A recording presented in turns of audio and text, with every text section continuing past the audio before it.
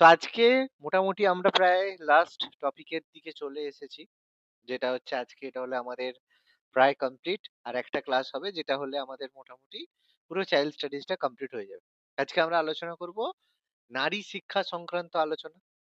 যে নারীদেরকে যে শিক্ষা ব্যবস্থা করা হয়েছিল সেটা কিভাবে প্রাচীন যুগ থেকে কিভাবে বর্তমান যুগ পর্যন্ত তার পরিবর্তন হয়েছে এবং বিভিন্ন যে কমিশন গুলো গঠিত হয়েছিল তারা কি কি সাজেশন দিয়েছিল নারী শিক্ষার বিষয়ে সেটা আলোচনার বিষয় হবে। তার সাথে সাথে আলোচনা হবে যারা যেসব ট্রাইবাল এসসি এসটি যেসব মানে স্টুডেন্টরা রয়েছে তাদের শিক্ষার জন্য সরকার কি ব্যবস্থা রয়েছে যেগুলোকে আমরা পশ্চাৎপদ মানে যারা পিছিয়ে পড়া শ্রেণী রয়েছে তাদের কথা বলা হচ্ছে।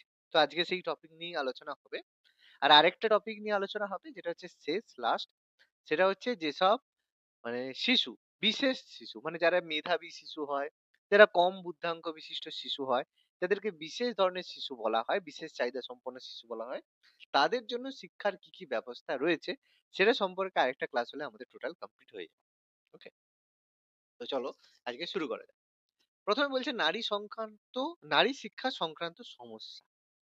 যে আমরা যে জিনিসগুলো জানি আমরা পড়লেই দেখো বুঝতে পারছি যে আমাদের সংবিধানে কনস্টিটিউশনে নারী পুরুষের সমান অধিকারের কথা বলা হয়েছে। যে নারী এবং পুরুষ প্রত্যেকেই যাতে সমান অধিকার পায় সেটা প্রথম থেকে স্বীকৃত রয়েছে। কিন্তু সেটা বাস্তবে দেখা যায় না। বাস্তবে আমরা বহু ক্ষেত্রে দেখেছি যে মেয়েদেরকে যতটা প্রয়োজন মানে যতটা শিক্ষা তাদের অধিকার রয়েছে ততটা কিন্তু বাস্তবে তাদের নেই বা দেওয়া হয় না। তো এর পেছনে অনেক কারণ রয়েছে। সমাজ বিভিন্ন জায়গায় মেয়েদেরকে রেস্ট্রিক্টেড করেছে। তো এটা কি প্রথম থেকে ছিল না প্রথম থেকে ছিল না সেই সম্পর্কে জানাটা আমাদের প্রয়োজন। যেটা শুধু ভারত নয়, বিদেশেও রয়েছে, বিভিন্ন রিলিজিয়নেও রয়েছে, বিভিন্ন ধর্মেও এটা সম্পর্কে রয়েছে। যে যতটা মানে স্বাধীনতা মানে পুরুষদের দেওয়া হয়, ততটা স্বাধীনতা নারীদের দেওয়া হয় না। এই সম্পর্কেই আলোচনা। তো গ্রামাঞ্চলে এর কারণ অবশ্যই কি যে যেসব গ্রাম অঞ্চল রয়েছে সেখানে কিন্তু সেভাবে বালিকা বিদ্যালয় নেই। বিভিন্ন যেসব গ্রামাঞ্চলে রয়েছে সেখানে কোয়েড স্কুল আছে যেখানে নারী মানে ছেলে মেয়ে সবাই পড়তে পারে বা ছেলেদের জন্য শিক্ষার ব্যবস্থা রয়েছে। এরকম রাজস্থান যেসব অঞ্চল রয়েছে সেসব জায়গায় কিন্তু মেয়েদের কোনো কিন্তু বিদ্যালয়ই নেই। সেখানে কিন্তু শুধু ছেলেদের পড়ার ব্যবস্থা রয়েছে। ফলে গ্রামাঞ্চলে বালিকা বিদ্যালয় নেই, সেজন্য তারা পড়তে পারে না। আবার অনেকে রয়েছে কিন্তু তাদের গ্রামে নেই। অর্থাৎ দূরত্বের জন্য অনেক সময় কি হয় যে তাদের ইচ্ছে রয়েছে কিন্তু অত দূরে গিয়ে মেয়ে পড়াশোনা করবে, ফিরতে দেরি হবে। তো সেই কারণে দূরে হওয়ার জন্য অনেক সময় মেয়েরা ইচ্ছে থাকলেও কিন্তু বিদ্যালয়ে পড়তে যায় না। আবার অনেক ক্ষেত্রে অভিভাবক যারা রয়েছে তারা মনে করে যে মেয়েরা গৃহকর্মের জন্যই উপযুক্ত। যে মেয়ে হয়েছে ঘরের কাজই করো, বাইরে যাওয়ার দরকার নেই। এটা অনেকে মনে করে। তো সেই কারণে মেয়েদের একটু বয়স হলেই তাদেরকে বিয়ে দিয়ে দেয়। বা ঘরের কাজে নিপুণ করে কিন্তু পড়াশোনার প্রয়োজনীয়তা করে না। কিন্তু সরকার রিসেন্টলি বিভিন্ন ধরনের বিভিন্ন স্কিম নিয়ে এসেছে। সুকন্যা সমৃদ্ধি যোজনা থেকে শুরু করে বহু ধরনের আজকে আমাদের পশ্চিমবঙ্গ সরকারের কন্যাশ্রী, ঠিক আছে? এর মাধ্যমে কি হয়েছে? মহিলাদের শিক্ষার ব্যবস্থা কিন্তু যথাসাধ্য করা হয়েছে। ঠিক আছে? তো এবার কারণ হিসেবে আমরা বলতে পারি অনেক কিছু যে গ্রামাঞ্চলে মেয়েদের জন্য সেভাবে কোনো ছাত্রীনিবাস নেই। যেটাকে বোর্ডিং স্কুল বলি সেরকম নেই। পৃথক কোনো শৌচাগার নেই। যে মেয়েরা কোনো কোথাও শৌচাগার না থাকার জন্য কোথায় তারা শৌচাগার বা কোথায় তারা মানে করবে শৌচ করবে সেরকম নেই, যেটা অসুবিধাজনক। আবার অনেকে মনে করে যে মেয়ে তো ও অঙ্ক বিজ্ঞানে খুব দুর্বল। অঙ্কও পারে না, বিজ্ঞানও পারে না। ওদেরকে পড়িয়ে কি লাভ হবে? তাই অনেকের সামর্থ্য থাকলেও যত্নের অভাব থাকে। অনেকে মেয়েদের মনে করে বিজ্ঞান অঙ্কে এমনিতে একটু মেয়েরা দুর্বল হয়। ঠিক আছে? সেটা জেনেটিক্যালি হয়ে থাকে। কিন্তু অনেকে আবার স্ট্রং হয়। কিন্তু মনে করে জেনারেলাইজ মেয়েরা অঙ্ক বিজ্ঞানে দুর্বল। তাই অনেক সময় সামর্থ্য রয়েছে কিন্তু যত্ন করে। অনেক ক্ষেত্রে আবার অর্থনৈতিক সমস্যাও কিন্তু একটা নারী শিক্ষার একটা গুরুত্বপূর্ণ একটা সমস্যা। তো অনেকে মনে করে হয়তো মেয়ে হয়ে জন্মেছে, তার প্রচুর খরচ, বিয়ে দিতে হবে, তার জন্য টাকা লাগবে। এই কারণে অনেকে কি করে অর্থনৈতিক সমস্যার কারণে মেয়েদেরকে শিক্ষা দেওয়া হয়। এবার যেসব অনুন্নত জাতি উপজাতি রয়েছে মানে শিডিউল কাস্ট শিডিউল ট্রাইব যারা রয়েছে তাদের মধ্যে অনেক রক্ষণশীলতা এবং কুসংস্কার রয়েছে। তো তারা মনে করে যে মেয়ে যদি পড়তে যায় বা বাইরে যায় তাহলে মেয়ে খারাপ হয়ে যাবে, তার উপর এই ভর করবে সেই ভর করবে, বিভিন্ন ধরনের কুসংস্কার রয়েছে। ফলে যারা ট্রাইবাল হয় মানে এসসি এসটি যারা রয়েছে তারা কিন্তু মেয়েদেরকে মানে পড়তে দিতে চায় না। বা পড়াশুনো দিতে চায় না। ঠিক আছে? এছাড়া এবার স্কুলে পড়া হলেও এরপরে কি হয় যখন তারা কলেজে যেতে চায়, অর্থাৎ তাদের যখন উচ্চ শিক্ষার প্রয়োজন হয়, সেই উচ্চ শিক্ষার জন্য মেয়েদের জন্য কলেজ নেই, বা যদি কলেজও থাকে সেটা অনেক দূরে, মানে হয়তো জেলাতে ২ টো কলেজ রয়েছে। তাই জন্য মেয়েরা অত দূরে গিয়ে কলেজে তো সম্ভব নয়। একদম রাত্রে বেলা থেকে উঠে একটাই মাত্র বাস যায়। সেই বাসে আবার ঝুলে, ঝুলে যেতে হয় সকালের সমস্ত কাজকর্ম করে। তো সেই জন্য কলেজ নেই। এবার আমাদের হচ্ছে বাল্যবিবাহ সংক্রান্ত আইন রয়েছে যে বাল্যবিবাহ দেওয়া যাবে না। কিন্তু এই বাল্যবিবাহ সংক্রান্ত আইন থাকলেও কি হবে? বাস্তবে অনেক জায়গায় তা মেনে চলে না। ঠিক আছে? অনেকে দেখবে কম বয়সে ১৩ বছর ১৪ বছর বয়সেই কিন্তু মেয়েদের বিয়ে দিয়ে দেয়। ঠিক আছে? অনেকেই সেটা দেখে। তো মনে করে ও তার ঘরে বিয়ে দিচ্ছে আমার কি? এবার অনেকে যদি সেই জায়গায় অনেকে শিক্ষিত হয় তারা অনেকে সেগুলো খবর দিয়ে দেয়। যে দেখুন ও বিয়ে দিচ্ছে। ঐজন্য দেখবে যারা হচ্ছে বিয়েতে এরকম কম বয়সে তারা নিজেদের বাড়িতে খুব একটা দেয় না।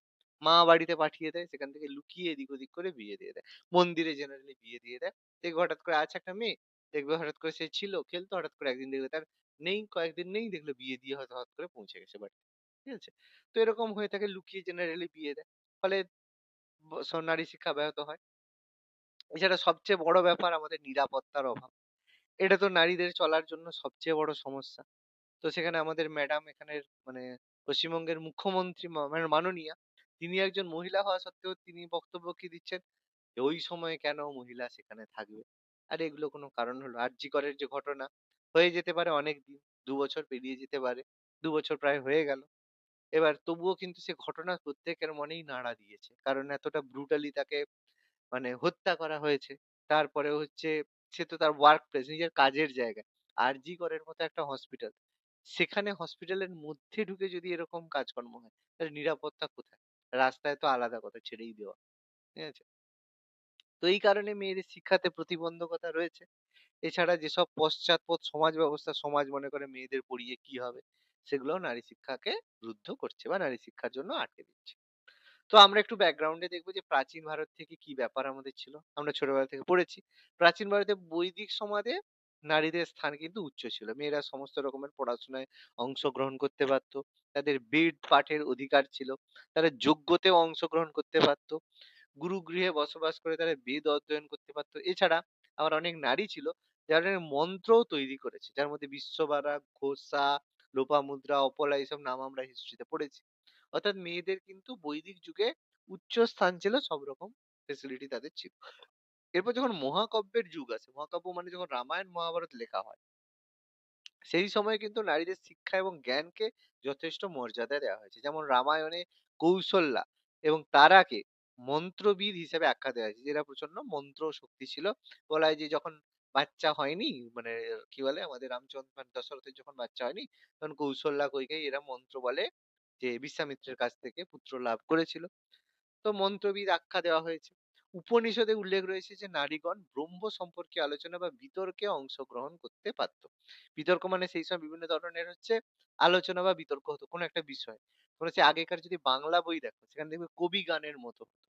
সেখানে একটা দ্বন্দ্ব হচ্ছে, সেখানে গানের মাধ্যমে তোমাকে দ্বন্দ্ব করতে হবে। এখনকার ওই মানে এবিপি আনন্দের মতো চিৎকার করা না। ঠিক আছে? ট্যালেন্টেড হতো সেই সময়। সবাই করতে পারত না। ফলে নারীরা সব জায়গায় ছিল। এবং সেই সময় নারীরা অধ্যাপনাও করতে পারত। টিচারও। আজকের দিনে তো সবাই হয়, কোনো সমস্যা নেই। সেই সময় নারীরা টিচিংও করতে পারত। অর্থাৎ উপনিষদ এবং মহাকাব্যের কাল পর্যন্ত কিন্তু নারী শিক্ষার ব্যাহত হয়নি। কিন্তু এরপরে যখন বিভিন্ন সূত্র লেখা শুরু হয়, কল্পসূত্র, বৃহৎসূত্র, বিভিন্ন যে সূত্র লেখা শুরু হয়, সেখানে প্রচন্ড রক্ষণশীলতা আসে। এবং সেখানেই মেয়েদের স্বাধীনতা অনেকটা লুপ্ত হয়। সূত্র যুগে মানে স্বাধীনতা লুপ্ত হওয়ার পেছনে অনেক কারণ রয়েছে। কারণের মধ্যে কি অনেক কিছু রেস্ট্রিকশন, যাজ্ঞবল্ক্য সূত্র, ঠিক আছে? বিভিন্ন সূত্র রয়েছে, সূত্র লিটারেচার রয়েছে, যেগুলো তোমাদের আলাদা করে হিস্ট্রিতে তো পড়তে হয় না, অতটা তো নেই। তাহলে সেখানে কি হতো, বিভিন্ন জায়গায় মেয়েদেরকে রক্ষণশীলতার মধ্যে রাখা হয়েছে, বিভিন্ন রেস্ট্রিকশন এ রাখা হয়েছে। যেমন মাসিক ধর্ম পালনকালীন সেই সময় মেয়েরা কোনো রকমের পুজো আর্চায় যাতে অংশগ্রহণ না করে, ঠিক আছে? তারপর বিভিন্ন যে মন্দিরে বিভিন্ন ধরনের যে অনুষ্ঠানে, যে অনুষ্ঠানগুলো তার মানে কোনো কিছু আছে, ব্যাপার রয়েছে, সেখানে মেয়েদের অংশগ্রহণে বাধা দেওয়া হয়েছে, বা কোনো মহিলা কোনো নিজে থেকে কোনো রকমের যজ্ঞ বা পুত্রকাম্য যজ্ঞ এরকম জায়গায় স্বামী ছাড়া করতে পারবে না। এরকম অনেক কিছু কারণে সেই জায়গাগুলো করা হয়েছে। ফলে সেখানে তাদের স্বাধীনতা অনেকটা লুপ্ত হয়েছে। এরপর নানা কারণে নারীদের শিক্ষার সুযোগ থেকে বঞ্চিত করা হয়েছে। তো এরপর কি হয়? ফলে নারীদেরকে যদি শিক্ষা না দেওয়া হয়, তাহলে তাদের জন্য কি চালু করা হলো? আমরা পড়েছি তার জন্য বাল্যবিবাহ চালু করা হয়। ফলে অল্প বয়স থেকেই তারা অন্তঃপুরে মানে ঘরের মধ্যে আটকে গেল। তারপরে হচ্ছে তাদের হচ্ছে বিধবা বিবাহ বিভিন্ন রকম চালু করা হলো। তার মধ্যে আমরা মনু সংহিতায় আমরা পড়েছি, মনু সংহিতায় কি বলা হয়েছে? যে বলা হয়েছে যে নারীরা বাল্যকালে পিতার দায়িত্বে থাকবে, যৌবনে তার পতি বা স্বামীর দায়িত্বে থাকবে, আর বার্ধক্যে পুত্রের অধীনে থাকবে। অর্থাৎ নারীদের দায়িত্বের জন্য সবসময় একটা পুরুষের উপর তার দায়িত্ব দেওয়া হয়েছে। ছোটবেলায় বাল্যকালে বাবার হাসব্যান্ড, যখন যৌবন হবে তখন হাসব্যান্ড, আর যখন বার্ধক্য হবে তখন পুত্রের দায়িত্বে সে থাকবে। মানে সব সব জায়গাতেই মেয়েদেরকে ডিপেন্ডেন্সি একটা করা হয়েছে। এই জন্য মেয়েরা দেখো সবসময় কোনো না কোনো জিনিসে ডিপেন্ডেন্ট হয়ে থাকে। ঠিক আছে? এরপর যখন বৌদ্ধ যুগ আসে, মানে গৌতম বুদ্ধ যখন আমাদের প্রতিবাদী ধর্মের যুগ আসে, সেই সময় নারীর স্থান কিন্তু অনেকটা গৌণ ছিল। মহিলাদেরকে কিন্তু সব জায়গাতে তাদেরকে অংশগ্রহণের সুযোগ দেওয়া হতো না। এবং গৌতম বুদ্ধও কিন্তু এই নারীদের কিন্তু কোনো জায়গায় মানে কোনো কিছুতে অংশগ্রহণ করতে পছন্দ করতেন না, বা তিনি কিন্তু না বলতেন। ফলে যে বৌদ্ধ বিহার মানে যেখানে বৌদ্ধ সন্ন্যাসীরা থাকে, সেটাকে বৌদ্ধ বিহার বলা হয়। সেখানে কিন্তু নারীদের স্থান ছিল না। মানে যেখানে বুদ্ধিস্ট মঙ্করা থাকে, সেখানে কোনো নারীদের কিন্তু থাকার অধিকার ছিল না। কিন্তু পরবর্তীকালে যখন গৌতমী এবং গৌতম বুদ্ধের যে প্রিয় শিষ্য ছিল আনন্দ, তাদের আগ্রহে তারা যখন বারবার অনুনয় করলো যে মহিলাদেরও এই সুযোগ দেওয়া উচিত, তখন বৌদ্ধ শিক্ষায় নারীদের অধিকারও স্বীকৃত করা হয়। কিন্তু সেক্ষেত্রে অনেক বিধি নিষেধ, অনেক বাধা নিষেধ ছিল।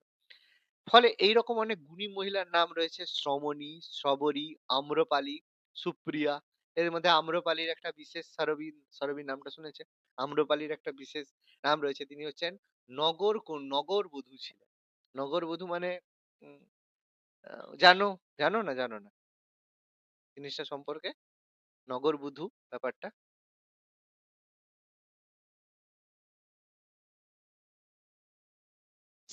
বলুন স্যার ব্যাপারটা কি? নগরবধূ মানে ব্যাপারটা হচ্ছে সেই সময়ে কিছু মহিলা হতো। ঠিক আছে? মানে অনেক মহিলা থাকতো। সেই মহিলাদের কাছে পুরুষরা হচ্ছে তাদের মানে আজকের দিনে যেটাকে আমরা হচ্ছে প্রস্টিটিউশন বলে থাকি। ঠিক আছে? কিন্তু তখন ব্যাপারটা প্রস্টিটিউশন ব্যাপারটা হতো না। তখন ব্যাপারটা হতো, বাট অনেকটা মানে অন্যভাবে হতো। ওইভাবে ডাইরেক্টলি ব্যাপারটা ওইভাবে নয় যেটা আজকের দিনে হচ্ছে। তখন কি হতো? যে সমাজে যেসব মেয়েরা হচ্ছে বিভিন্ন রকম মানে গুণী হতো। মানে মানে বিভিন্ন ধরনের যে মানে কি বলবো মানে সেক্সুয়াল বিভিন্ন ধরনের গুণের অধিকারী হতো। তারা কি করতো? বিভিন্ন জায়গায় তাদের একটা মহল বানিয়ে তারা সেখানে থাকতো। এবার সেখানে তারা বিভিন্ন যেসব রাজারা হতো বা যারা বণিকরা হতো, তারা সেখানে যেত, টাকা দিত। টাকা দিয়ে সেখানে তাদের হচ্ছে নাচ বা তাদের সঙ্গ লাভ করত। মানে সঙ্গে থাকতো। এবার সেক্ষেত্রে অনেক সময় যে আজকে যেটা আমরা প্রস্টিটিউশন বলছি, সেভাবে অতটা না হলেও কিন্তু তার মধ্যেও কিছু ব্যাপার ছিল। এবার এদের মধ্যে যে সবচেয়ে সেরা হতো, মানে এদের প্রতি বছরে এরকম এদের মধ্যে একটা কম্পিটিশন হতো যে এদের মধ্যে কে সবচেয়ে বেশি শ্রেষ্ঠ হতো। মানে কার কাছে সবাই বেশি যেতে চায়। এরকম অনেক মহিলা আছে যে যার কাছে সবাই বেশি আকৃষ্ট হয়। তো যেতে চায়। সেরকম হতো আম্রপালি। সে ছিল একদম যাকে বলে একদম ডেডিকেটেড, মানে আরকি নগরবধূ। মানে যত সেই নগরে থাকতো তাদের মধ্যে সবথেকে আম্রপালির কাছে সবাই যেতে চায়। এটা নগরবধূ ছিল। তো তিনি সেই অবস্থায় গৌতম বুদ্ধ যখন তার সঙ্গে সাক্ষাৎ করেন, তারপরে এক রাত্রে তিনি অম্রপালির সঙ্গে ছিলেন এবং পরের দিন যখন সকালবেলা সবাই ভাবলো যে গৌতম বুদ্ধ নগরবধূর সঙ্গে রাত কাটাচ্ছে, তার মানে তো খুব খারাপ। সবাই ওইজন্য রাত্রেবেলা অপেক্ষা করছে দরজার বাইরে যে বেরোলেই গৌতম বুদ্ধকে ধরবে। যে আপনি এরকম করছেন, আপনার এরকম হ্যান-ত্যান। কিন্তু সকালবেলা যখন দরজা খুললো দেখলো গৌতম বুদ্ধ বেরিয়ে এলো, পেছনে অম্রপালি বেরিয়ে এলো। তার মানে মাথা পুরো ন্যাড়া, পুরো একদম চুল ত্যাগ করে পুরো তিনি হচ্ছেন মানে সন্ন্যাসিনী হয়ে তিনি চলে গেছেন। ওইজন্য একটা কথা এখানে বলা হয় যে, ভালো সেই হয় যে খারাপের সঙ্গে থেকেও খারাপকে ভালো করে দিতে পারে, সেই ভালো হয়। ঠিক আছে? এবং আম্রপালির স্টোরি আছে খুব মানে হেভি স্টোরি একটা। তো আম্রপালি ছিল সেই নগরবধূ। এরকম প্রচুর গুণী মহিলার নাম কিন্তু তার মধ্যে ছিল।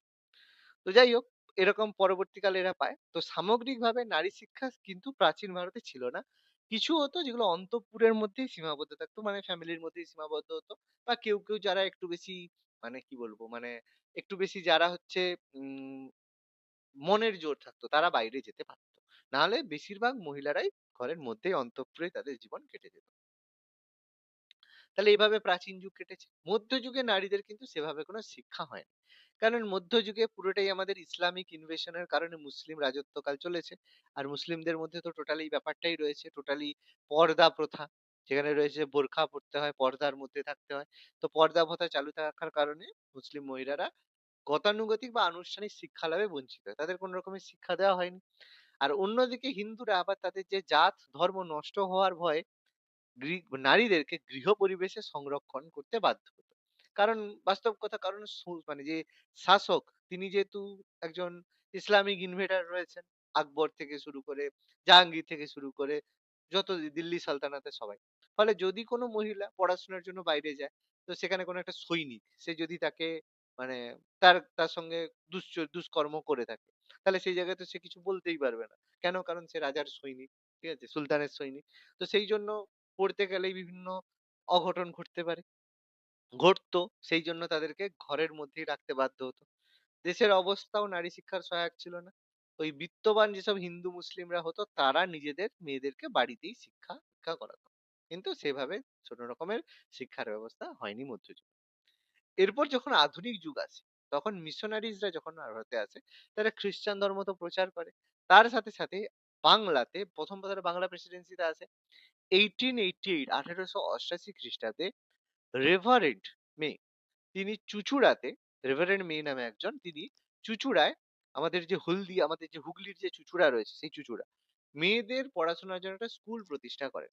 এবং পরবর্তীকালে সেখানেই পরের বছর মানে 1819-এ একজন বিখ্যাত ব্যক্তি, যিনি মিশনারি, তার নাম হচ্ছে উইলিয়াম কেরি, নাম তোমরা শুনেছো। তিনি শ্রীরামপুরে একটা বালিকা বিদ্যালয় তৈরি করেন। কবে? 1819-এ। এরপর শ্রীরামপুরে যে মিশন তৈরি হয়েছিল, শ্রীরামপুর মিশন, তার উদ্যোগে মেয়েদের শিক্ষার জন্য ফিমেল জুভেলাইন সোসাইটি গঠন করা হয়। যারা কি করতো, এরকম 10টা বিদ্যালয় পরিচালনা করতো, যেখানে মেয়েরা এসে পড়াশোনা করতে পারবে। অর্থাৎ নারী শিক্ষার জন্য তারা কিন্তু প্রচেষ্টা করেছিল। তবে নারী শিক্ষার জন্য সবচেয়ে যিনি গুরুত্ব, মানে সবচেয়ে যার গুরুত্ব রয়েছে, তার নাম হচ্ছে কুমারী কুক। ঠিক আছে? কুক বলে একজন রয়েছেন, তিনি, তাকে কুমারী কুক বলা হয়।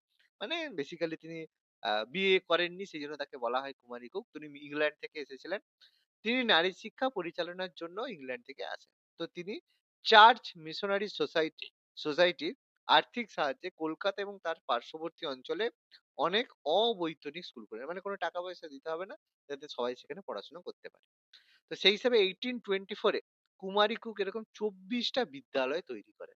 ঠিক আছে? অর্থাৎ আমাদের মানে বাংলাতে বা ইন্ডিয়াতে নারীদের শিক্ষার পেছনে কুমারী কুক কিন্তু খুবই গুরুত্বপূর্ণ, তার অবদান রয়েছে।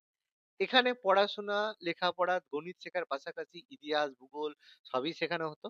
অর্থাৎ এইজন্য বাংলায় নারী শিক্ষা বিকাশে কুমারী কুকির গুরুত্ব অপরিসীম। এজন্য অনেকে হয়তো আজকেই নামটা ১ম শুনেছো। আর যারা শোনোনি, তাদের যেসব মেয়েরা ক্লাস করছো, যারা ক্লাস করছো, দুজনই ক্লাস করছো মেয়েরাই, মেয়ে ক্লাস করছো, তারা কুমারী কুকের নাম হয়তো ১ম শুনছো। জেনে রাখাটা দরকার। ঠিক আছে? তো কলকাতার সাথে সাথে মাদ্রাজ এবং বোম্বে প্রেসিডেন্সিতেও কিন্তু মেয়েদের জন্য বিদ্যালয় স্থাপিত হয়। তাহলে প্রথমে ক্যালকাটা প্রেসিডেন্সিতে হয়, তারপর আস্তে আস্তে অন্যান্য প্রেসিডেন্সিতেও কিন্তু এটা ছড়িয়ে পড়ে। এবারে 1821 খ্রিস্টাব্দে চার্চ মিশনারি সোসাইটি মাদ্রাজে প্রথম মেয়েদের জন্য বিশ্ববিদ্যালয় বানায়। তাহলে কলকাতায় ছিল, তাহলে এখানে 1821-এ মাদ্রাজে মেয়েদের জন্য প্রথম বিশ্ববিদ্যালয় হয়। আর 1824-এ এসে বোম্বেতে মেয়েদের জন্য প্রথম বিদ্যালয় হয়ে থাকে। তাহলে কলকাতাতে মেয়েদের জন্য প্রথম বিদ্যালয় হয় কবে? 1819-এ, যেটা আমরা পড়লাম এর আগে, যে প্রথম শ্রীরামপুরে উইলিয়াম মানে কেরি প্রথম বিদ্যালয় তৈরি করেন 1819-এ। 1821-এ হয় কোথায়? মাদ্রাজে হয়। আর 1824-এ হয় কোথায়? বোম্বেতে হয়। ৩টে প্রেসিডেন্সিতে ৩টে হয়ে যায়। কারণ এই ৩টে জায়গায় গুরুত্বপূর্ণ জায়গা ছিল। তাহলে এভাবে চলছে মেয়েদের জন্য শিক্ষা। এবার স্বাধীনতার পূর্বে, এবার ভারতের যে বিভিন্ন স্বাধীনতা সংগ্রামী রয়েছেন, সমাজ সংস্কারক রয়েছেন, স্বাধীনতা সংগ্রামী না বলে সমাজ সংস্কারক বলাটা বেটার। তো তাদের মধ্যে যখন বাংলায় নবজাগরণ হয়েছিল, তো যাই হোক, বাংলার নবজাগরণ সম্পর্কে নতুন কিছু বলছি না। কতটা নবজাগরণ ছিল আর কি ছিল নতুন করে বলার কোনো দরকার নেই। তো এই সময় নারী শিক্ষা বিস্তার লাভ করে, যার অগ্রদূত হিসেবে আমরা বলি রাজা রামমোহন রায়কে। ঠিক আছে? তো যাই হোক, ভালো ভদ্রলোক ছিলেন। তো তিনি সতীদাহ প্রথা এবং বাল্য বিবাহ রোধ করতে নারী শিক্ষার সহায়ক হন। তবে রামমোহন রায়ের পরেও বিদ্যাসাগর বেশি কাজ করেছেন। তো রামমোহন রায় মিশনারিদের সহায়তায় নারীদের ব্যাপারে গুরুত্বপূর্ণ ভূমিকা গ্রহণ করেন।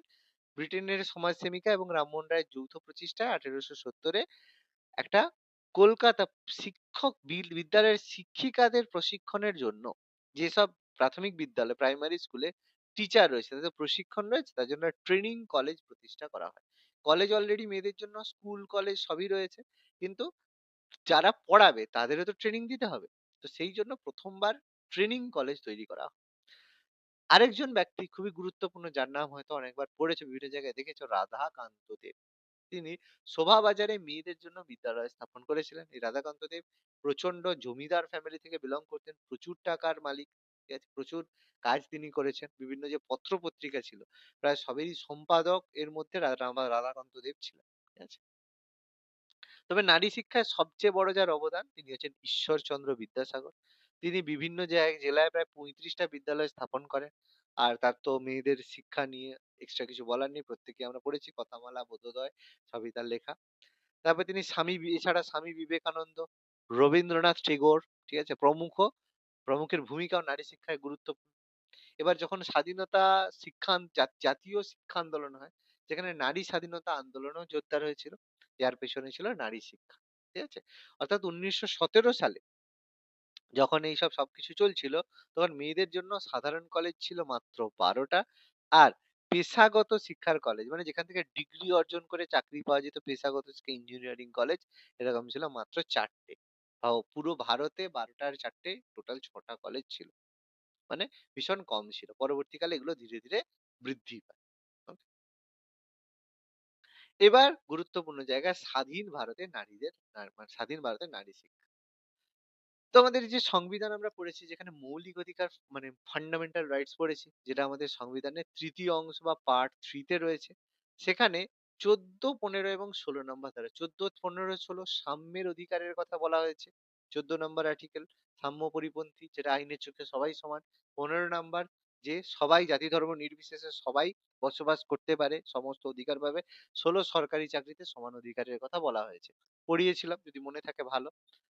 তো এখানে সমান অধিকারের কথা বলা হয়েছে। কারণ ১৪ থেকে 18 পর্যন্ত সাম্যের অধিকার রয়েছে, যার মধ্যে সবার সমান অধিকারের কথা বলা হয়েছে। তো সেখানে বলা হয়েছে যে আইনের চোখে জাতি, ধর্ম, লিঙ্গ নির্বিশেষে সব নাগরিকই সমান। আর্টিকেল 14 অনুযায়ী বলা হয়েছে এটা। 15 অনুযায়ী সবাই সব অধিকার পাবে। চাকরি থেকে শুরু করে বেঁচে থাকা। তো স্বাধীনতার পর নারী শিক্ষা নিয়ে এরকম একাধিক কমিশন গঠিত হয়েছে। বিভিন্ন কমিশন গঠন করা হয়েছে যারা কি করেছে, বিভিন্ন ধরনের মানে সাজেশন দিয়েছে যে নারীদের শিক্ষার জন্য কি কি করা যেতে পারে। তো প্রথম কমিশন তো আমরা অলরেডি এই কমিশনটা সম্পর্কে পড়েছি, আমরা অলরেডি এটা সম্পর্কে জানি, Radhakrishna commission. Sir doctor Sarvepalli Radhakrishnan নেতৃত্বে 1949 সালে প্রথম কমিশন গঠন করা হয়, যেখানে শিক্ষা কর্মসূচিতে নারীরা যাতে যোগ্য ভূমিকা পালন করতে পারেন তার ব্যবস্থা করতে হবে। যে মেয়েরা যাতে যোগ্য ভূমিকা পায় সেই জন্য ব্যবস্থা করতে হবে। সমাজে নাগরিক এবং নারী হিসাবে মেয়েরা যাতে মর্যাদা পান সেদিকে দেখতে হবে। মেয়েদের শিক্ষা লাভের সুযোগ বৃদ্ধি করতে হবে। নারী শিক্ষায় তাদের আগ্রহ, ইচ্ছা এবং ক্ষমতা, রুচি অনুযায়ী তাদের পাঠ্যক্রম তৈরি করতে হবে। এটা প্রধান ব্যাপার। আমি অলরেডি রাধাকৃষ্ণ কমিশন পড়ানোর সময় এটা হাইলাইট করেছিলাম যে মেয়েদের মানে ইচ্ছে অনুযায়ী সিলেবাস, তার সঙ্গে সহশিক্ষা থাকবে। মানে পুরুষরা নারীদের প্রতি যেন সৌজন্যমূলক ব্যবহার করে দেখতে হবে। নারী পুরুষের শিক্ষার মধ্যে কয়েকটি বিষয় সাদৃশ্য থাকলেও মেয়েদের জন্য যেন বিশেষ ধরনের শিক্ষার ব্যবস্থা করা হয়ে থাকে, ঠিক আছে? আর অবশ্যই শিক্ষক শিক্ষিকা একই কাজের জন্য একই রকম বেতন যেন পায়। এর জন্য মেয়েদের জন্য বেতন আলাদা, ছেলেদের জন্য বেতন আলাদা, সেরকম যেন না হয়। এরপর আছে আমাদের the very famous Mudaliar commission. Mudaliar কমিশনকে আরেকটা কি নামে ডাকা হয়েছিল মনে আছে? দেখি কার মনে আছে মুদালিয়ার কমিশন কি বলা হতো?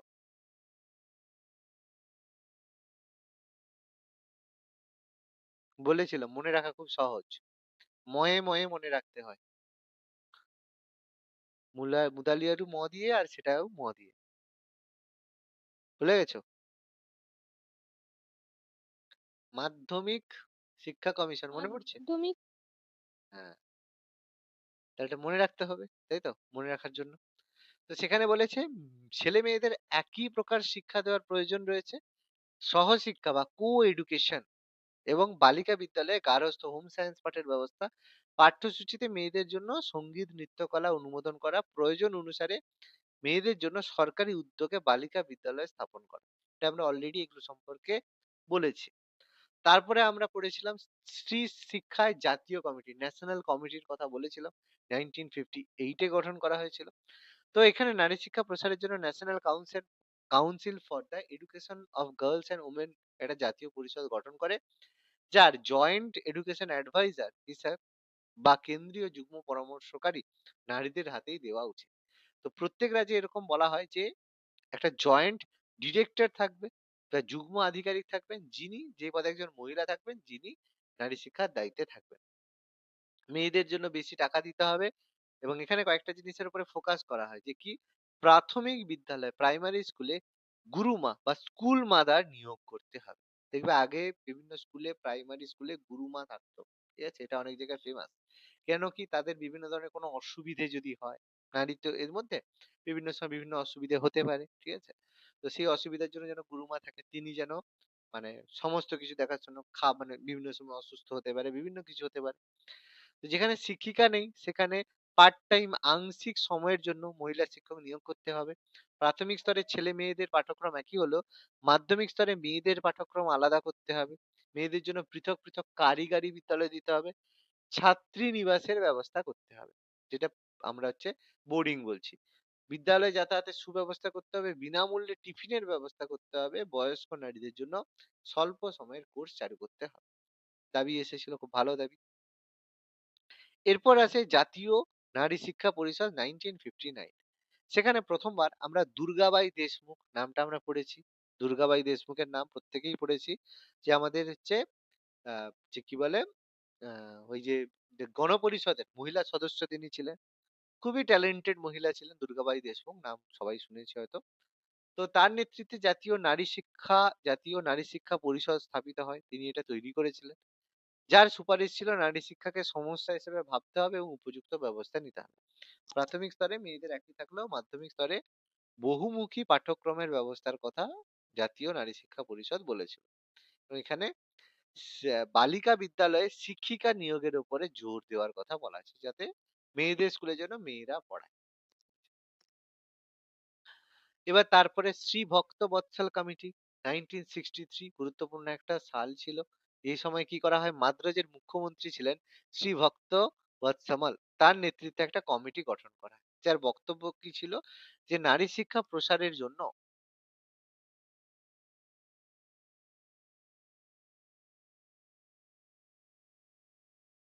তো তার বক্তব্য কি ছিল, যে নারী শিক্ষা প্রসারের জন্য জনসাধারণের কাছ থেকে সাহায্য নিয়ে একটা বেসরকারি শিক্ষা প্রতিষ্ঠান গড়ে তুলতে হবে। যে নারী শিক্ষার প্রসারের জন্য দরকার হলে জনসাধারণের কাছ থেকে সাহায্য নিয়েও একটা বেসরকারি শিক্ষা প্রতিষ্ঠানের কথা প্রথম শ্রী ভক্ত বৎসল কমিটি বলেছিল। এছাড়া তার সাথে সাথে তিনি বলেন যে টিচিং এর কাজে, শিক্ষকতার কাজে মেয়েদের উৎসাহিত করতে হবে, যাতে মেয়েরাও পড়ানোর দিকে ইন্টারেস্টেড হয়। আংশিক সময়ের জন্য গ্রামের বিদ্যালয়ে শিক্ষিকা নিয়োগ করতে হবে, যাতে সংসারী মহিলারাও শিক্ষকতার কাজে অংশ নিতে পারে। যেসব পার্ট টাইম আংশিক সময়ের জন্য একটা সময় ক্লাসের জন্য আসবে, কারণ যারা সংসারী মহিলারা তারা তো সবসময় আসতে পারবে না, সংসারের সমস্ত কাজকর্ম করে যাতে তারা আংশিক সময়ের জন্য হলেও আসতে পারে, তার জন্য সেরকম শিক্ষকতা নিযুক্ত করতে হবে। গ্রামাঞ্চলে ছাত্র শিক্ষিকার জন্য হোস্টেল বা ওই যে ছাত্রীনিবাসের ব্যবস্থা করতে হবে। দরিদ্র ছাত্রছাত্রীদের বিদ্যালয় থেকে বই এবং পোশাক বিনামূল্যে দিতে হবে, এখন যেমন দেওয়া হয়। প্রাথমিক স্তরে সহশিক্ষার প্রচলন করতে হবে। শিক্ষিকাদের সামাজিক মর্যাদা বৃদ্ধি করতে হবে। এখন একটু বেশি বেড়ে গেছে, যাই হোক। উম, আছে সুন্দর ব্যাপার। আর নারী শিক্ষার যাবতীয় ব্যয়ভার কেন্দ্রীয় সরকারকে বহন করতে হবে, যা খরচ হবে। আর অর্থনৈতিক আর বাধ্যতামূলক নারী শিক্ষার ব্যবস্থা করতে হবে। কুসংস্কার দূর করতে হবে। দুর্গম অঞ্চলে, যেসব জায়গায় দুর্গম অঞ্চল রয়েছে, অতিরিক্ত বেতন এবং ভাতা দিয়ে শিক্ষক নিয়োগ করতে হবে। ফলে সব জায়গায় যাতে বেটার হয় সেরকম ভাবে করতে হবে। পরবর্তী হচ্ছে হংসরাজ, যেটা আমাদের পরবর্তী হংস মেহতা কমিটি 1961। এটা আমরা অলরেডি নামটা পড়েছি, শুনেছি। তো 1961 খ্রিস্টাব্দের national council 1961 national council for women এডুকেশনের নির্দেশে হংস মেহতার সভাপতিত্বে এই কমিটি গঠিত হয়, যার উদ্দেশ্য ছিল যে মহিলাদের ব্যক্তিগত এবং সামাজিক চাহিদা পূরণে বর্তমান পাঠ্যক্রম কতটা কার্যকরী হচ্ছে এবং বর্তমান শিক্ষা ব্যবস্থার সঙ্গে সামঞ্জস্য রেখে এই ব্যাপারে পরিবর্তন আনা। যে সিলেবাসে পাঠক্রমে পড়াশোনা হচ্ছে সেটা অ্যাকচুয়ালি কি কার্যকরী হচ্ছে না কার্যকরী হচ্ছে না। সেটার জন্য হংস মেহতা কমিটি গঠন করা হয়েছিল। আমি অলরেডি পড়িয়েছিলাম। তো সেখানে গার্হস্থ্য শিক্ষা এবং কলাবিদ্যার পাশাপাশি মেয়েদের শিক্ষার পাঠ্যক্রমে অন্যান্য বৃত্তি শিক্ষার ব্যবস্থা করা যায় কিনা তা বিবেচনার কথা বলা হয় এবং মেয়েদের জন্য পলিটেকনিক এবং প্রযুক্তিবিদ্যার শিক্ষালয়ে কি ধরনের বৃত্তি শিক্ষা দেওয়া যেতে পারে তা আলোচনার কথা বলা হয়। অর্থাৎ মেয়েদেরকেও বিভিন্ন ধরনের কারিগরি শিক্ষা বা প্রযুক্তিগত শিক্ষায় যাতে করা হয় সেটা বলা হয়েছে।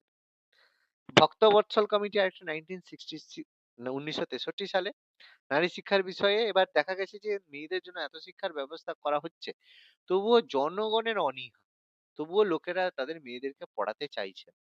তার কারণ কি?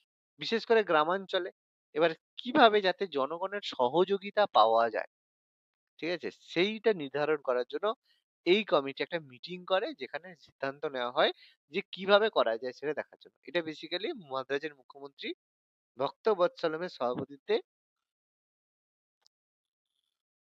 এটা হয়েছিল। তারপরে কোঠারি কমিশন 1964 ভেরি ইম্পর্টেন্ট, যেখানে তিনি সুপারিশ করেছিলেন যে স্ত্রী এবং পুরুষের শিক্ষার পার্থক্য কমিয়ে আনার জন্য আগামী কয়েক বছর মেয়েদের শিক্ষার কর্মসূচির উপরে গুরুত্ব দিতে বলেছেন। তো তিনি বলেন নারী শিক্ষার ব্যাপারে পরিকল্পনা নিতে হবে এবং গুরুত্ব অনুসারে আর্থিক সাহায্য দিতে হবে। উচ্চশিক্ষায় নারী এবং পুরুষের আনুপাতিক হারে সমতা আনার জন্য মেয়েদের বৃত্তি দেওয়ার ব্যবস্থা, যাতে মেয়েদেরকে ওই যে বৃত্তি দিলে টাকা দিলে যাতে তারা পড়তে আসে, হোস্টেলের ব্যবস্থা করতে হবে, কারিগরি এবং কলা বিভাগে ভর্তির সুযোগ দিতে হবে, হোম সায়েন্সের ব্যবস্থা দিতে হবে, গবেষণার কাজে বিশ্ববিদ্যালয়ে মেয়েদের সুযোগ দিতে হবে, স্থানীয় চাহিদা অনুসারে মেয়েদের জন্য কলেজ প্রতিষ্ঠা করতে হবে, স্নাতকোত্তর স্তরে ছেলে মেয়ে যাতে একই সঙ্গে পড়াশোনা করে দেখতে হবে, বিশেষ সংগঠন গড়ে তুলতে হবে, পুরো সময়ের জন্য মেয়েদের কাজের সুযোগ বাড়াতে হবে, মেয়েরা যাতে সাংসারিক কাজে সঙ্গে সঙ্গে আংশিক সময়ের জন্য চাকরি পায় তার ব্যবস্থা, মানে একই কথা ঘুরে ফিরে আসছে। আর তারপরে জাতীয় শিক্ষানীতি 1986 এটা তো আমরা অলরেডি পড়েছি, যেখানে বলা হয় যে মেয়েদের স্বাক্ষর করে তুলতে প্রাথমিক শিক্ষা সম্পূর্ণ তাদের দিতে হবে, বিভিন্ন ধরনের বৃত্তিমূলক ক্ষেত্রে অংশগ্রহণ করাতে হবে। তারপরে আমাদের নারী শিক্ষার সঙ্গে সর্বশিক্ষা অভিযান যেটা অলরেডি আমাদের চলছে।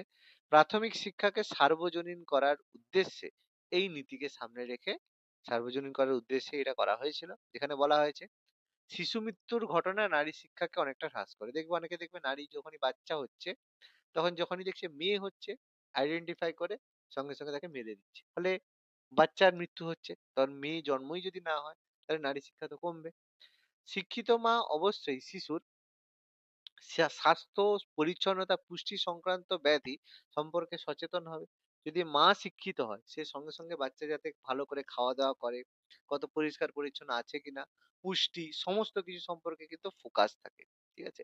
ওইজন্য দেখবে যে মেয়েদের শিক্ষা কিন্তু হয়তো তার বাবা পড়াশোনা না করলেও হবে। কিন্তু তার মা সে যেন শিক্ষিত হয়। নাহলে একটা বাচ্চার শিক্ষা কিন্তু মানে খুব ইনকমপ্লিট থেকে যায়। ঠিক আছে? ওইজন্য মেয়েদের শিক্ষিত হওয়াটা কিন্তু খুব গুরুত্বপূর্ণ।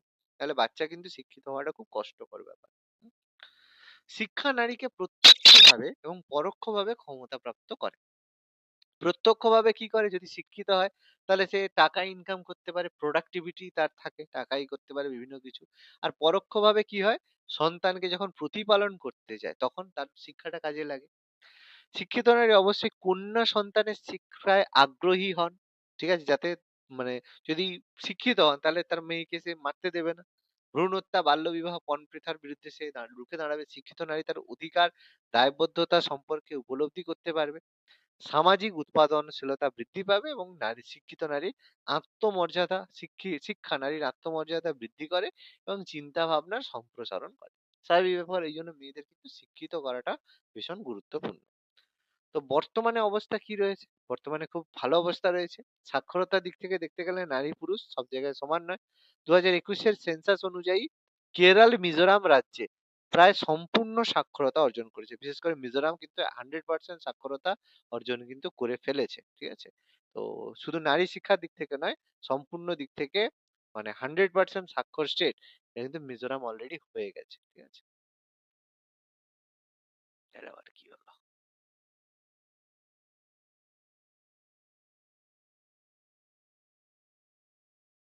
তো কেরল এবং মিজোরাম দেখো অলরেডি 100% সাক্ষরতা অর্জন করেছে। আর বিহারে সেই জায়গায় অবস্থা খুব খারাপ। সাক্ষরতার হার অনেক কম বিহার সবচেয়ে। হরিয়ানাতে তো মানে মেয়ের সংখ্যাই কম। এবার সাক্ষরতার হারের দিক থেকে নারী শিক্ষার বিচার কিন্তু করা যায় না। সব দিক থেকে আমাদের দেখতে হয়। যদি শিক্ষিত করা হয় তাহলে বাল্যবিবাহ রোধ এইসবের মাধ্যমে সবকিছু চেষ্টা করা হলেও আমাদের কিন্তু এখনো পর্যন্ত সব বাধা দূর করা সম্ভব হয়নি। এবার যেসব ব্যাকওয়ার্ড ক্লাসেস তাদের শিক্ষা সংক্রান্ত সমস্যা। যারা এসসি শিডিউল কাস্ট বা শিডিউল ট্রাইব রয়েছে তাদের বিভিন্ন ধরনের সমস্যা রয়েছে। প্রথমত প্রথম সমস্যা কি প্রতিবন্ধকতা। যে প্রথম থেকে যখন ব্রাহ্মণ্য ধর্মের অনুশাসন হতো মানে ব্রাহ্মণরা যখন সেই করতো তো তারা বেসিক্যালি সংস্কৃত শিক্ষা তাদেরকে দিত না যে সংস্কৃত ব্রাহ্মণদেরই ভাষা অন্যদের কাউকে পড়তেই দেওয়া হতো না। ফলে যারা ব্যাকওয়ার্ড ক্লাসেস রয়েছে তারা সংস্কৃত আম্বেদকর স্যারকে সংস্কৃত শিখতে বিদেশে গিয়ে সে শিখতে পেরেছে যে তাকে সংস্কৃত পড়তেই দেওয়া হতো না ঠিক আছে। তো যাই হোক তো বাধা দিলে কি আর হবে, যে পড়ার সে ঠিক পড়ে নেবে, শুনে শুনেই সে শিখে নেবে, বুঝে বুঝেই পড়ে নেবে। এরপর যখন শিল্পায়নের এই জন্য প্রভাব যখন ইন্ডাস্ট্রিয়ালাইজেশন হয় তো তাদের প্রভাব তাদের মধ্যে পড়েনি কারণ তারা তো সেভাবে শিক্ষিত হতে পারেনি।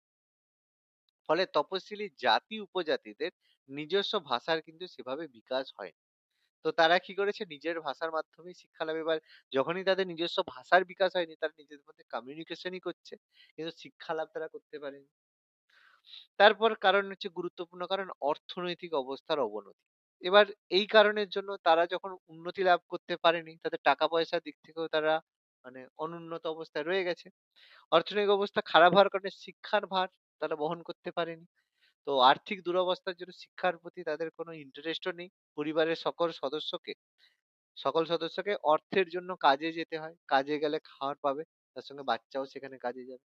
ফলে টাকা পয়সার সমস্যার জন্য তাদের তো পড়াশোনা সম্ভব হয়নি। তৃতীয় কারণ হচ্ছে নিরক্ষরতা। অন্যতম কারণ তারা নিরক্ষর ছিল। শিক্ষা মানুষকে সচেতন করে। এইজন্য কেউ যদি শিক্ষিত হয় তাহলে কি হবে? সে সচেতন হবে যে কোনটা ঠিক কোনটা ভুল। সেই শিক্ষা মানুষকে কিন্তু সচেতন করে। আর শিক্ষার প্রধান বাহন হচ্ছে সাক্ষরতা। এবার কিন্তু যারা পিছিয়ে পড়া তারা তো মানে জীবন নির্বাহই করতে পারেনি। সামান্য টাকা মানে আহারের সংস্থান করার জন্যই তাদের জীবন অতিবাহিত হয়। পড়বে আর কি করে? ফলে তারা সুযোগ পেলেও তারা কিন্তু শিক্ষার সঙ্গে তারা সঙ্গতি বিধান করতে পারে। মানে সুযোগ দেয়া হয়েছে কিন্তু তবুও তারা কি করবে? ভাই খাবো না পড়বো। ওইজন্য সম্ভব নয়, পড়তে যাবে না। এজন্য মিড ডে মিল থেকে শুরু করে সবকিছু চালু করা হয়েছে। তারপরে চাকরির অভাব। এবার শিক্ষা গ্রহণের পরেও যখন না তুমি পড়াশোনা করলে, তারপরে যখন চাকরির তুমি সেখানে দিতে পারছে না, চাকরি তোমাকে দিচ্ছে না। সাধারণ শিক্ষার প্রতি এইজন্য সুযোগ নেই। সাধারণ শিক্ষার প্রতি অনগ্রসরের আগ্রহ না থাকাই স্বাভাবিক। কারণ তারা দেখেছে পড়াশোনা করেও চাকরি পাবে না। পারিবারিক ঘরের লোক বরং যা কাজ করছে যারা মুচি, ঠিক আছে? যারা জুতো সেলাই করছে বা যারা হচ্ছে দুধের ব্যবসা করছে, গোয়ালা, এগুলো সব এসসির মধ্যে পড়ে তো। তো তারা দেখছে যে পড়াশোনা করে কি হবে? দেখলো সে তার থেকে বাবার যদি ব্যবসা করে যেটা করছে সেটা করলেই টাকা হবে, জীবন অতিবাহিত হবে। ফলে জীবিকার অর্জনের সুযোগ কম। সেইজন্য তারা পড়াশোনার দিকে অত বেশি ইন্টারেস্ট দেখায়নি। উপযুক্ত মানের শিক্ষালয়ের অভাব। যেসব পশ্চাৎপদ গোষ্ঠী রয়েছে তাদের জন্য তারা বেসিক্যালি বিভিন্ন যেসব মানে অধ্যুষিত অঞ্চল সেখানে তারা থাকে। মানে যেসব দেখবে যারা ট্রাইবাল হয় তারা যে একদম ভালো টাউনশিপে থাকে না। একটু গ্রামের মধ্যে একটু ইন্টেরিয়র জায়গায় থাকে। এবার থাকে বলতে তার বলবে তারা বাইরে কেন এসে থাকে না। দেখো বিভিন্ন সময় তাদেরকে মানে অত্যাচার করে তাদেরকে সেখানে পাঠিয়ে দেওয়া হয় যে তোমরা সেখানে গিয়ে থাকো। এটা আমাদের জন্য জায়গা। ঠিক আছে? সময়ে বারবার তাদেরকে অত্যাচার করা হয়েছে। তো সেইজন্য তারা সেই জায়গায় অধ্যুষিত এলাকাতেই থাকে। এবার সেই জায়গায় শিক্ষালয় তৈরি করা কষ্টকর ব্যাপার। উপযুক্ত মানের শিক্ষালয়ের অভাব আছে। এখনো করা সম্ভব নয়। এবার অত যদি প্রত্যন্ত অঞ্চল হয় সেখানে রাস্তাঘাটও দুর্গম এবং সেটা ব্যয় সাপেক্ষ এবং কষ্টকর যাতায়াত ব্যবস্থা। ফলে কষ্টকর লোকে এত কষ্ট করে কি পড়তে আসবে? আর পড়তে এসে ওর লাভ তো কিছু নেই। ফলে এই অঞ্চলে যোগ্যতা সম্পন্ন শিক্ষক পাওয়া কঠিন। পড়বে কে আর পড়াবে কে? দুটোই নেই। ফলে আর কি শিক্ষা হবে? প্রত্যন্ত অঞ্চলের সমস্যা এটা। তৃতীয়ত উচ্চ শিক্ষিত এবং সচেতন ব্যক্তির অপ্রতুলতা। এটা খুব বড় কথা। দেখবে যেসব অনেকে দেখবে এসসি/এসটি থেকে খুব মানে উচ্চ শিক্ষিত হয়ে গেছে। ঠিক আছে? এবার এমনিতে সংখ্যা কম। এসসি/এসটি থেকে যে খুব উচ্চ শিক্ষিত ব্যক্তি এরকম সংখ্যা কিন্তু ভীষণ কম। যতটা জেনারেল কাস্ট থেকে মানে হাইলি এডুকেটেড লোক হয়েছে এসসি/এসটি কিন্তু অত সংখ্যা নেই। কিন্তু ব্যাপারটা আবার সংখ্যা খুব কম। এবার যখন তারা শিক্ষা বা সব দিক থেকে সচেতন হয়, তখন কি হয়? তারা যখন এইরকম ব্যক্তি কেউ যদি সচেতন হয়, সে কি করবে? বাকিদেরকে সচেতন করার চেষ্টা করবে। ফলে যে ট্রাইবের মধ্যে যে তাদের লোক সংখ্যাই যদি কম থাকে, তাহলে তারা নিজেরাই যদি খুব একটা শিক্ষিত না হয়, তাহলে তারা অন্যান্য তাদের যে সমাজের অন্যান্যদের কিভাবে শিক্ষিত করবে? তো এইজন্য অনগ্রসর অঞ্চলগুলিতে উচ্চ শিক্ষিত এবং সচেতন ব্যক্তির সংখ্যা কম থাকে। ফলে তারা নিজেদেরই সংখ্যা যদি কম হয়, তাহলে অন্যান্যদেরকে কিভাবে সচেতন করবে? সম্ভব নয়। তারপরে নারী শিক্ষার ক্ষেত্রে প্রতিবন্ধকতা। যে সব জায়গাতে পিতৃতান্ত্রিক সমাজ রয়েছে। যারা বাবার এতেই চলবে। তো মহিলাদের বাড়ির মধ্যে বাধ্য থাকতে হয়। তো কোন স্বাধীনতা নেই। ফলে অবস্থা খারাপ। তাদেরকে তো শিক্ষা ব্যবস্থা সেরকম দেওয়া হবে না। দ্বিতীয়ত গতানুতিক জ্ঞান এবং পূর্বতন উৎপাদন কৌশলের ব্যবহার। যতই তুমি তাদের শিক্ষা দাও তারা বলবে না, যে পদ্ধতিতে বাপ কাকা করে এসছে, সে পুরনো প্রথাকেই তারা আঁকড়ে ধরে থাকবে।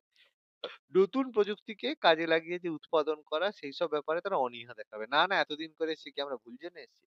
নতুন টেকনোলজি তাদেরকে যতই তুমি শেখানোর চেষ্টা করো, তারা শিখতে চাইবে না। ঠিক আছে? ফলে তারা তো উৎপাদন যদি না বাড়ে, তাহলে তারা কি করে আর মানে এগোবে কি করে সমাজে? ওইজন্য তাদেরকে চেষ্টা করা হলেও, বারবার দেওয়া হলেও তারা এগোতে পারেনি সেভাবে। আচ্ছা, এই হচ্ছে কারণ। কিভাবে সমাধান করতে পারি এইসব পশ্চাৎপদ শ্রেণীর এদেরকে সমাধান করার কি? তাহলে আমাদের এদের জন্য কি করতে হবে? প্রথমত এদের জন্য বিদ্যালয় স্থাপন করতে হবে। কারণ বিদ্যালয় যদি কম থাকে হবে না। কারণ শিশুর দল মানে শিশুর দল শিক্ষার শুরুতেই দূরবর্তী স্থানে যেতে পারে না। ফলে কি করতে হবে? কারণ অধিকাংশ ক্ষেত্রে রাস্তাঘাট যানবাহনের অভাব রয়েছে। আবার যেসব জায়গায় বিদ্যালয় রয়েছে, শিশুর অতিরিক্ত চাপে বিদ্যালয়ের ব্যবস্থা কার্যকরী ভূমিকা পালন করতে পারছে না। ফলে কি করতে হবে? এইজন্য স্বল্প দূরত্বে বিদ্যালয় স্থাপন করতে হবে। যাতে কম ডিসট্যান্স এ বাচ্চারা ছোটবেলা থেকেই পড়াশোনা করতে পারে। ঘরের কাছাকাছি বিদ্যালয়ে যেতে পারে। যাতে স্থানীয় বিদ্যালয়ে যেতে পারে। তাহলে বিদ্যালয় স্থাপন করো। বিদ্যালয়ে দিলেই হবে না, যথেষ্ট সংখ্যক শিক্ষক দিতে হবে। প্রত্যন্ত অঞ্চলগুলিতে বিদ্যালয়ে আবার কিছু, কিছু থাকলেও যোগ্য এবং প্রশিক্ষিত শিক্ষক নেই। বিদ্যার্থী সংখ্যার আনুপাতিক শিক্ষক কম। এইজন্য এমন দীর্ঘমেয়াদী পরিকল্পনা দরকার, যার দ্বারা বেশি সংখ্যক উচ্চশিক্ষিত ব্যক্তি শিক্ষাদানের মতো মহৎ কাজে আগ্রহী হতে পারে। যাতে চায় প্রত্যেকে যে সেখানে গিয়ে শিক্ষা দেবে। অনেকেই দেখো ওরকম হয়, পড়াশোনা করে চায় ওখানে গিয়ে পড়াতে চায়, পড়ায়। যারা টিচিংটাকে ভালোবাসে। উপযুক্ত পরিকাঠামো সৃষ্টি করতে হবে। পশ্চাৎপদ যেসব রয়েছে তাদের ইনফ্রাস্ট্রাকচার সেরকম নেই, পরিকাঠামো নেই। সেইজন্য প্রয়োজনীয় দরকার আলো হাওয়াযুক্ত শ্রেণীকক্ষ, বসার জায়গা, মানে বোর্ড, চক, ডাস্টার এসব দিতে হবে। তার সাথে, সাথে পানীয় জলের ব্যবস্থা করতে হবে, শৌচাগারের ব্যবস্থা করতে হবে। ফলে পরিকাঠামো দিতে হবে। এছাড়া দিতে হবে আর্থিক অনুদান। শুধু স্কুল-টুল বানিয়ে দিলে তো হবে না। অনেকেই দেখো দরিদ্র সীমার নিচে বসবাস করছে। তাহলে তাদের পড়ানোর সাথে, সাথে অন্য সংস্থানেরও ব্যবস্থা করতে হবে। যাতে খেলাধুলোর সময় যে দেখেছে যে তারা যদি সেই সময় স্কুলে পড়ে আবার তারপরে খাওয়ার জন্য তাদেরকে অন্য জায়গায় কষ্ট করতে হচ্ছে। তাহলে কি তারা করবে? কিন্তু তারা যদি দেখে যে কোন কিছু না করে এখানে পড়বে, তার সাথে, সাথে খাওয়ারও পাবে। অনেকে দেখবে খাওয়ার লোভে ওইজন্য চলে আসে। এবার খাওয়ার লোভে আসে কিন্তু খাওয়াটাতে তার সাথে ২-৪ কথা শুনতে পায়। এবং যার ব্যয় অবশ্যই রাষ্ট্রকে বহন করতে হবে, নাহলে আর কে দেবে? ঠিক আছে? এছাড়া যেসব তপশিলি জাতি উপজাতিরা রয়েছে তাদের জন্য নিঃশুল্ক ছাত্রাবাসের ব্যবস্থা করতে হবে। যাতে কোনো পয়সা ছাড়াই সেখানে থাকে, খায়, দায়, সুন্দর থাকে। ওইজন্য রয়েছে, প্রেজেন্টলি রয়েছে। বিনামূল্যে পুস্তক, পোশাক সরবরাহ করতে হবে। যা পড়াশোনার জন্য প্রয়োজন, সেই অনুযায়ী প্রয়োজনীয় পুস্তক, বিদ্যালয়ের পোশাক, শিক্ষার অন্যান্য উপকরণ যেটা হচ্ছে তোমাদের এই যে পেন থেকে শুরু করে, ঠিক আছে? সবকিছু তাকে দিতে হবে, সরবরাহ করতে হবে। এছাড়া মিড ডে মিলের ব্যবস্থাকে বাড়াতে হবে, যাতে সবাই খেতে পায়। উন্নত যাতায়াত ব্যবস্থা করতে হবে। যেসব জায়গায় বিচ্ছিন্ন জায়গা রয়েছে, সেই জায়গায় যোগাযোগ ব্যবস্থা যাতে গড়ে ওঠে, রাষ্ট্রকে নিতে হবে। সার্বিক এলাকার উন্নয়ন করতে হবে। যেসব অনুন্নয়ন জায়গা রয়েছে, কোনো অঞ্চলের যদি ডেভেলপমেন্ট হয়, কোনো অঞ্চলের উন্নয়ন হলে সে অঞ্চলের সাথে, সাথে মানুষের জীবনধারারও কিন্তু পরিবর্তন হয়। কারণ এই উন্নয়নের সাথেই মানুষের কর্মসংস্থান আছে। কর্মসংস্থানের মাধ্যমে মানুষ স্বনির্ভর হয়। ওইজন্য যদি এলাকার উন্নতি হয়, ওইজন্য অনেকে দেখবে যদি ভালো এলাকায় থাকো, ভালো লোকের সাথে মিশো, নিজে ভালো হবে। তা নাহলে তুমি যত ভালো হোক, খারাপ এলাকায় থাকলে তোমার উন্নতি কিন্তু খুব একটা হবে না। ঠিক আছে? সমাজের মনোভাব পরিবর্তন করতে হবে। সেই যে এই একটা বড় কথা। সমাজের যেসব অগ্রসর অংশ, যারা সমাজে এই যে জেনারেল কাস্টের বেসিক্যালি তারা যখন এগিয়ে থাকে, তারা পশ্চাৎ দূরীকরণের কাজে আগ্রহী হয় না। যে এসসি/এসটির উন্নতি হচ্ছে আমার কি? বরং কি করে তারা আরো প্রতিবন্ধকতা সৃষ্টি করে যাতে তাদের উন্নতি না হয়। ঠিক আছে? যেমন এই যে বিভিন্ন সময় দেখবে যখন রেজাল্ট বা কোনো কিছু বেরোয়, তখন দেখবে একটা কথা বহু জায়গায় বারবার বলা হয়। দেখেছো সে এসসি বলে ১০ পেয়ে চাকরি পেয়ে গেছে। আমি জেনারেল আমি ৫০ পেয়েও চাকরি পাই। এই কথাটা তোমরা বহু জায়গায় শুনেছো। এই নিয়ে অনেকের মনে অনেক ক্ষোভ যে রিজার্ভেশন তুলে দেওয়া উচিত। যোগ্য ব্যক্তিরা চাকরি পাচ্ছে না এটসেট্রা, এটসেট্রা অনেক ব্যাপার অনেকের মনে হয়। ঠিক আছে? দেখো আমি পরিষ্কার আগেই বলছি আমি কিন্তু কোনো এসসি/এসটি না আমি জেনারেল কাস্টের মধ্যেই পড়ি। ঠিক আছে? কিন্তু আমি তবুও সবসময় মনে করি যে এসসি/এসটি দের যে রিজার্ভেশনটা রয়েছে এটা যথাসঙ্গত এবং থাকাটা উচিত। ঠিক আছে? এবার আমার বলা না বলার উপরে কোনো ব্যাপার নয়। যেটা হওয়ার সেটা হবে। কিন্তু পার্সোনাল যদি মতামত হয় সেটা কিন্তু অবশ্যই থাকাটা উচিত। তার কারণ জেনারেল কাস্ট এতদিন ধরে একটা ডিসক্রিমিনেশন করে এসছে। ঠিক আছে? তুমি যদি বলো যে স্যার দৌড়ানো তো সবাই দৌড়ানোর সময় কাউকে তো বেশি সুবিধা তো দেওয়া উচিত নয়। তাহলে তো এবার আমি যদি তোমাকে বলি ঠিক আছে দৌড়ানোর প্রতিযোগিতা হবে। যে হুসেন বোল্ট আছে, বোল্টের সঙ্গে তুমি দৌড়াও। দেখি কে আগে দৌড়াতে পারে। তখন তুমি বললে, "স্যার সে তো স্যার ভালো দৌড়ায়। আমি তার সাথে কি করে দৌড়াবো?" কেন তুমিই তো বললে। দৌড়ানোটা সমান, সমান হবে। তো বিরাট কোহলির সঙ্গে তোমাকে একটা ক্রিকেট ম্যাচ দেয়া হলো। যে বল করা হবে, শোয়েব আক্তার বল করবে। তো সেখানে হচ্ছে দেওয়া হলো সমান, সমান দুজনকে। বলবে, "না সে তো ভালো ক্রিকেটার।" ও সেই জায়গায় আর সাম্য হচ্ছে না। ব্যাপারটা সেরকম। তো যারা সমাজে যেসব গোষ্ঠী জেনারেল কাস্ট তারা অলরেডি সমাজে এগিয়ে রয়েছে। আর যারা এসসি/এসটি রয়েছে তারা তো সমাজে পিছিয়ে রয়েছে। তো তাদেরকে রিজার্ভেশন দেওয়া কখনোই ইনইকুয়ালিটির মধ্যে পড়ে না। সেটা কোনো ইকুয়ালিটির মধ্যেই পড়ে। তো যে পিছিয়ে রয়েছে তার জন্য সাপোর্ট দেওয়া, তাকে ব্যাক করা সেটা কোনো ভুল জিনিস নয়। ঠিক আছে? তো সেই কারণে যারা এসসি/এসটি বা যাদের রিজার্ভেশন নিয়ে যাদের মনে অনেক সমস্যা, তো তাদের এটা বোঝাটা দরকার যে বছরের পর বছর তাদের উপরে ইনজাস্টিস হয়ে আছে। তো তাদের সমাজে তাদেরও কিন্তু অগ্রসর হওয়ার সুযোগ রয়েছে। এবং বলবে স্যার অনেকে তো এগিয়ে আছে এরকম অনেক ফ্যামিলি আছে যেখানে স্যার ৩ জনেই চাকরি করে। এসসি/এসটি করে ৩ জনেই চাকরি করছে। তাহলে আরেকজন জেনারেল ফ্যামিলি আছে যেখানে কেউ চাকরি পায় না। হ্যাঁ, অবশ্যই সেরকম সব জায়গাতেই আছে। এরকম জেনারেল ফ্যামিলি নেই যেখানে ৪ জন চাকরি করছে। এবার সংখ্যা তুমি যদি হিসাব করে দেখো সেরকম জেনারেল ফ্যামিলির সংখ্যা বেশি। যেখানে বেশিরভাগ লোকেই চাকরি করছে। এরকম এসসি/এসটি ফ্যামিলির সংখ্যা কম যেখানে ৪ জন চাকরি করছে। ফলে রেশিও অনুযায়ী তোমাকে ভাবতে হবে। তো সেই কাস্টেরও লোকেদের উন্নতি অবশ্যই হবে। কেন হবে? না? তো এই কারণে এটা কিন্তু প্রয়োজন রয়েছে। এটা কিন্তু বোঝাটা দরকার। ওকে? এবার এছাড়া সাংবিধানিক রক্ষা কবচ। কনস্টিটিউশন বা সংবিধান সেই রক্ষা আমাদেরকে এই ট্রাইব গুলোকে দিচ্ছে এসটি/এসটি দের জন্য। তো অগ্রসর জনগণের সাথে সমান তালে যারা চলতে পারছে না বলেই এসসি/এসটি দের জন্য একটা রক্ষা কবচ সরকার দিয়েছে। যেখানে শিক্ষায় তাদের সমান সুযোগ দেওয়া হয়েছে। শিক্ষা প্রতিষ্ঠান চাকরির ক্ষেত্রে সুযোগ রয়েছে। সামাজিক মর্যাদা সব জায়গায় তাদের সুযোগ দেওয়া হয়েছে। কনস্টিটিউশন বা সংবিধান তাদেরকে রক্ষা কবচ দিয়েছে। কিন্তু রক্ষা কবচ দিলেও সব জায়গায় তো রক্ষা কবচ দিলেই হয় না। তার জন্য তদারকি কমিশন দরকার। এইজন্য কি হয় যারা হচ্ছে পশ্চাৎপদ শ্রেণীর উন্নয়নের জন্য যেসব কমিশন রয়েছে তার জন্য তদারকি কমিশন গঠন করা প্রয়োজন। যে এটাকে আইডেন্টিফাই করবে যে তাদেরকে সঠিকভাবে করা হচ্ছে কিনা। এছাড়া সংখ্যালঘু সম্প্রদায়ের উন্নয়নের জন্য তাদের ভাষা ধর্ম, ঠিক আছে? সংস্কৃতি সব দিক থেকে লোক বসবাস করে। সেই জন্য যেসব সংখ্যালঘু ব্যক্তিরা রয়েছে তাদের জন্য বিভিন্ন পৃথকভাবে কনস্টিটিউশন আর্টিকেল 29, 30 তাদের জন্য শিক্ষার ব্যবস্থা এবং তাদের যে সংস্কৃতির ব্যবস্থা সেপারেট রাখার জন্য অধিকার তাদেরকে দিয়েছে। ঠিক আছে? এবার এগুলো পশ্চাৎপদ শ্রেণীর সমস্যা। তপশিলি জাতি যারা এসসি রয়েছে তাদের কি সমস্যা রয়েছে? সব এসসি তারপরে এসটির ব্যবস্থা। কম বেশি সব একই রকম। ঠিক আছে? আলাদা, আলাদা ব্যাপার কিছু নয়। শুধু জিনিসগুলো ২-৪ টে রকম ব্যাপার। যেসব তপশিলি জাতি মানে এসসি দের কথা বলা হচ্ছে। তারা বিশেষভাবে যারা উচ্চশিক্ষার সুযোগ পেয়েছে, তারা পরিবারের সঙ্গে সার্থকভাবে অভিযোজন করতে পারছে না। এটা সবচেয়ে বড় সমস্যা। অনেকে দেখো যারা এসসি ফ্যামিলি থেকে বিলং করছে তারা উচ্চশিক্ষার সুযোগ পেয়েছে বা শিক্ষিত হয়েছে কিন্তু তারা যখন শিক্ষিত হয়ে সেখানে পৌঁছে যাচ্ছে বা শিক্ষিত হয়ে যখন আবার তার ফ্যামিলির কাছে ফিরছে তখন কিন্তু সে তাদের সাথে অ্যাডাপ্ট তারা বলছে এই তুই এরকম কর সে বলছে না না বাবা মা এরকম বলছে সে এরকম করতে পারছে না এই জন্য দেখবে এটা অনেক ফ্যামিলির মধ্যে এটা প্রচন্ড মানে সমস্যার সৃষ্টি হয় যেমন আমি অনেক ক্ষেত্রে দেখেছি যে কোনো একজন মেয়ে অ্যা ব্যা কলেজে পড়ছে। ঠিক আছে? আমি নিজে পার্সোনালি দেখেছি। এটা আমার মানে পরিচিত একজনের মধ্যে পার্সোনালি এটা আমার জানা।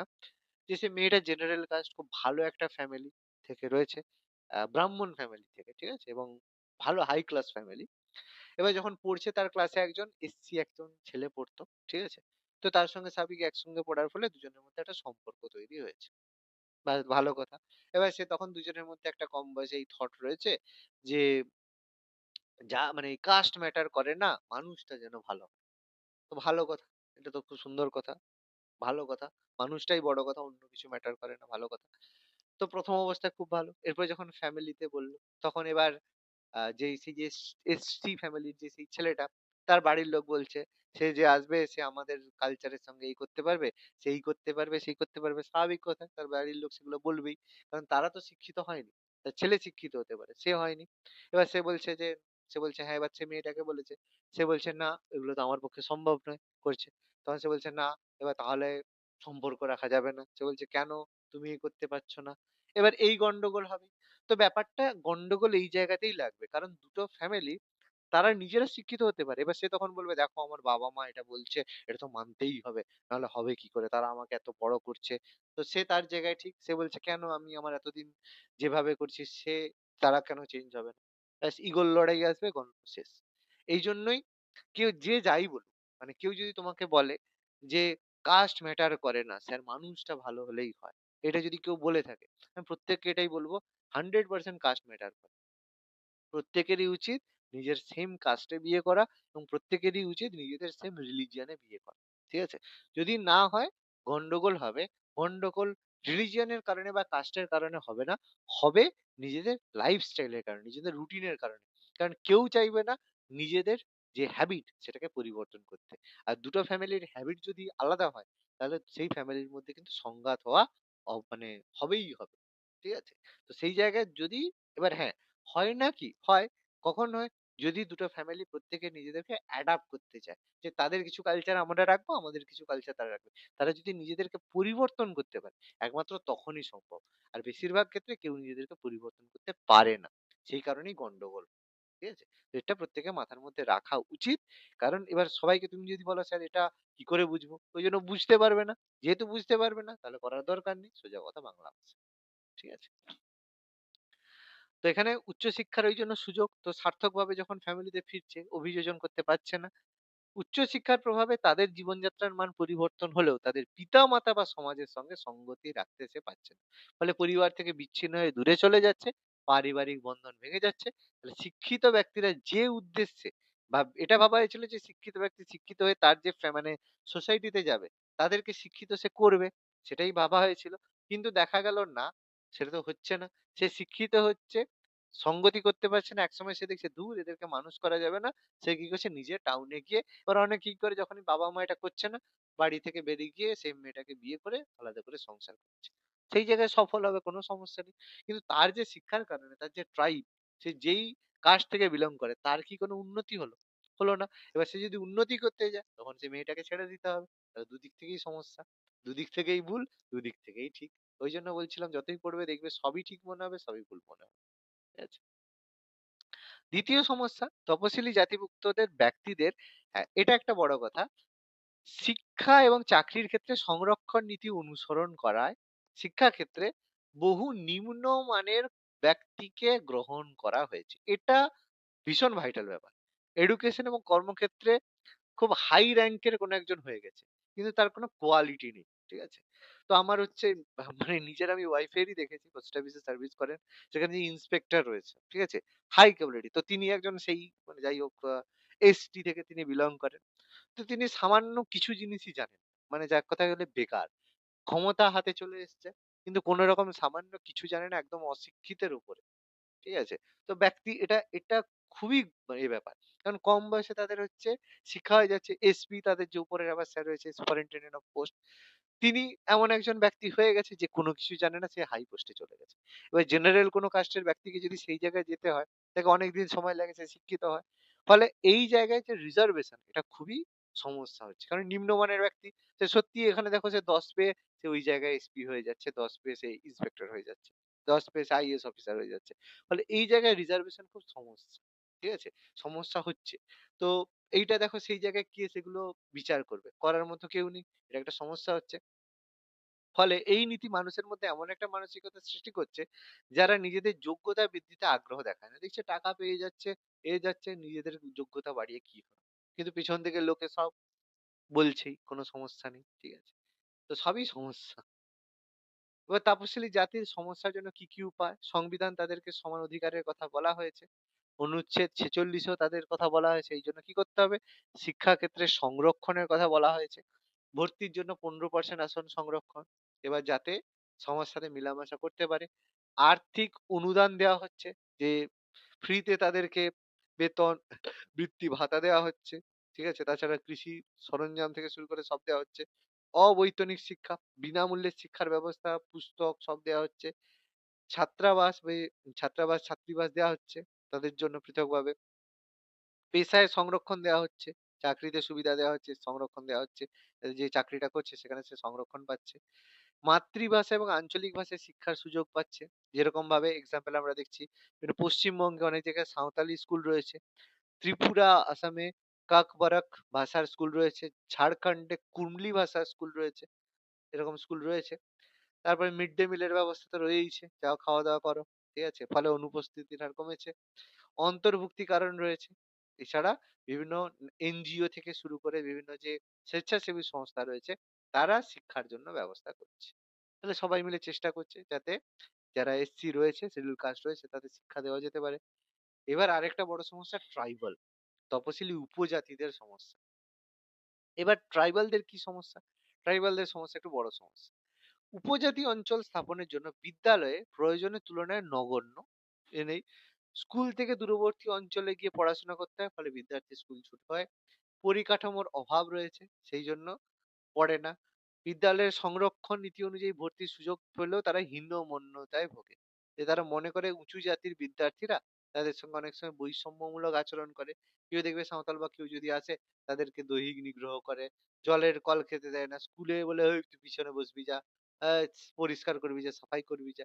বিশেষ করে দেখবে অনেকে সাফাই কর্মীর ছেলেরা, যারা হয়তো তার বাড়িতেই কাজ করছে, তার ছেলে সে একই স্কুলে পড়ছে।